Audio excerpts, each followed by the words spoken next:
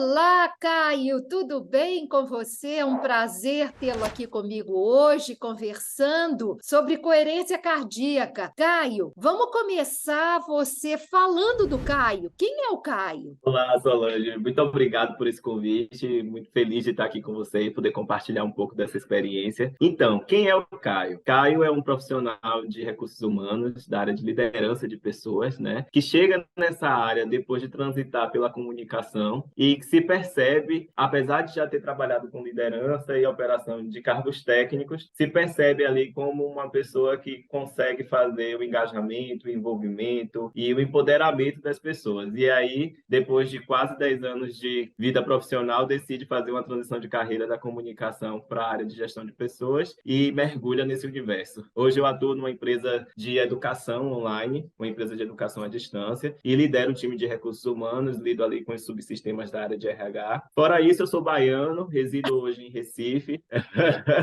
e Não estou em iria Salvador agora dizer, de eu férias. jamais iria imaginar que você fosse baiano, viu? Não, né? Não dá para Não, perceber. de jeito nenhum, de jeito nenhum. Agora, também ninguém percebe que eu sou mineira, né? Nossa! Você não Pois tinha é. percebido? Eu não tinha, eu não sei, nas nossas aulas tem até uma colega, a Carla, que ela é mineira também, mas aí eu não lembro se a gente chegou a conversar um pouco sobre essa sua origem. Ah, pois é. E eu queria te perguntar, Caio, me conta como é que foi o seu contato com a coerência cardíaca. Então, foi um contato bem interessante, porque eu conheço a coerência cardíaca a partir do momento que eu me inscrevo na disciplina Neurociência para Produtividade e Criatividade, né? Na Sustentária eu faço ainda, estou concluindo a especialização em RH ágil, e lá a gente tem uma carga horária complementar a cumprir. E aí, a cada novo lançamento de turma, de curso ou de módulo à parte, eles fazem uma comunicação para a gente e pelo nome, e aí olhando muito para a minha carreira na parte de criatividade, engajamento, eu decidi me inscrever ali na disciplina. E aí me surpreendi, porque eu confesso que eu não fui com essa expectativa. Eu até fiquei meio preocupado que o nome neurociência me dava uma sensação de que talvez a disciplina caminhasse para um lado muito mais fisiológico da coisa, que me deixasse assim um pouco. E não deixa de ser, mas o cunho prático da disciplina é muito forte. E aí, quando desde o primeiro princípio você já começa ali o curso convidando a gente à prática da coerência cardíaca, e aí eu começo a perceber os ganhos. Desde a primeira aula eu já comecei a executar, e até com a tranquilidade que você nos deu de tipo, ó, eu estou trazendo todo esse ritual, mas o mais importante é você compreender como você pode levar isso para o seu dia a dia, e foi o que eu fiz. Que legal. Então, me conta, porque eu acho que para quem está aí nos assistindo, é super importante você falar da prática, porque esse é um Sim. grande gargalo. Então, o que você tem praticado e que benefícios você tem percebido da prática da coerência cardíaca?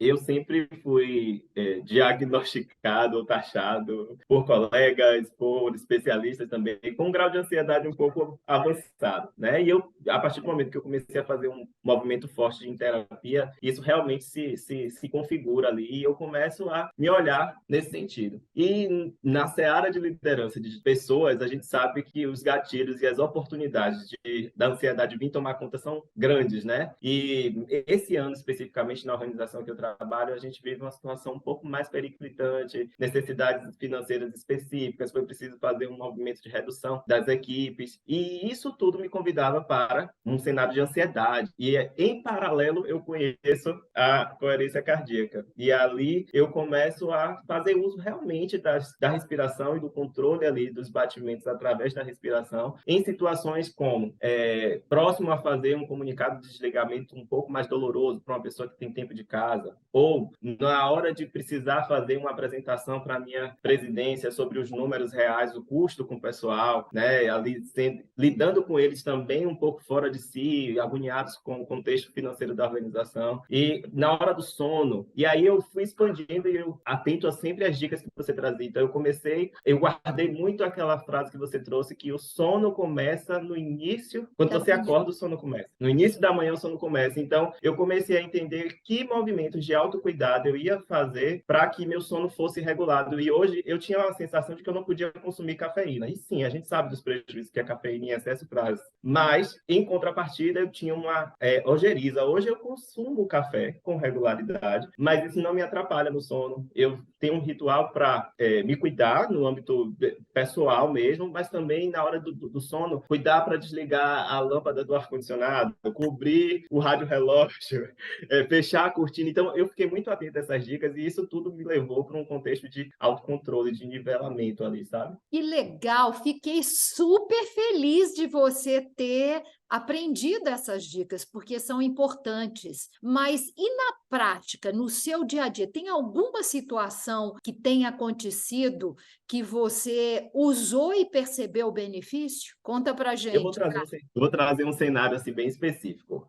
Eu tenho mais de 10 anos na empresa onde eu trabalho, e por se tratar de uma empresa familiar e pelo tempo que eu tenho na empresa, a minha relação com os donos ela não beira exclusivamente o âmbito profissional. Eu conheço eles com certa profundidade e eles também me conhecem. Eis que, no momento de uma troca de feedback, seja por uma necessidade de melhoria na minha atuação, por exemplo, a forma como esses feedbacks às vezes são conduzidos, por conta da intimidade, me levam para um cenário um pouco mais intenso. Então, se eu não tomo cuidado, eu sou arrebatado por uma insegurança ou por uma sensação assim de ápice de descontrole emocional no âmbito de não receber muito bem aquele feedback. E aí eu comecei a fazer o que você chamou nas nossas aulas da respiração de preparação. Então, quando eu sabia que eu precisava dialogar com eles num âmbito onde talvez eu fosse convidado a refletir sobre alguma atuação minha, e aí a gente sabe que quando a gente lida com o outro, a gente entende que o outro também às vezes está em outro momento e vem com a bagagem dele, com as necessidades emocionais dele, eu comecei a me preparar para aqueles contextos através da coerência cardíaca, através da respiração, para já chegar lá com um nível de estabilidade estabelecido para que qualquer movimento externo, por mais que eu percebesse, ele tentasse me impactar, eu conseguisse ali através da respiração estar bem posicionado. Então, o tom da fala, o parar para só responder quando você de fato concatenar o que está sendo trabalhado. Então, tudo isso vem me convidando para esse lugar. E aí, um caso prático bem específico para mim são essas tratativas com a minha presidência. Que legal, muito interessante. E você sabia que na prática da preparação, a gente usa também a visualização. Quanto mais você visualizar a situação acontecendo, como eu falei durante os nossos encontros, o neurônio não sabe se está acontecendo, se vai acontecer, se já aconteceu. Então, na hora que a gente visualiza mentalmente, as químicas são produzidas como se estivesse acontecendo naquele momento. E isso é muito potente, porque tudo é química, né? Tudo é absolutamente química. Mas você estava me contando da sua viagem, que você se lembrou que você estava vindo de Recife para Salvador, é isso? Conta pra gente. Isso, aquela máxima de você se atrasar para o voo, né?